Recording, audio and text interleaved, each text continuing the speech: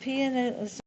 Yeah, we flew from over to Malta.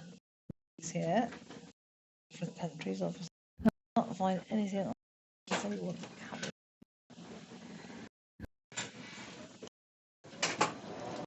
So this is 252 Lido 15. I think this is where most for wheelchair. Here we're really was and how big it was because went on the P&o and that was really nice, massive. We went on the L252, really nice, but the wheelchair cabin, and this is our first in. So I was a bit worried about it. No need to be. It's really big. It's the oldest, still really nice. It is a big bed, 2 single beds, 1 mattress. So it's really nice. Storage. It's a bit of a mess because when we first got it, it was not working, but it fit. And there's also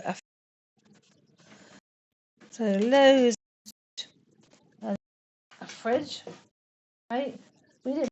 There's no drinks or self. Goes to the storage. Oh, yeah, the TV is a little. Everything is fine. We think there entertainment on there. I think that's not fine. But as far as cabins is really good. Plenty of. There was quite a few hangers, normal boat hangers. So with us, just in case.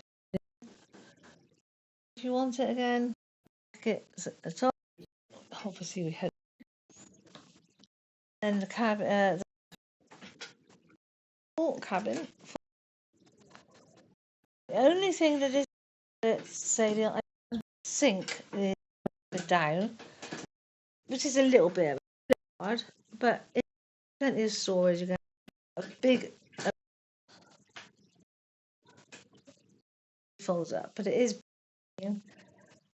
The toilet low for handrails, so really well, no problems at all.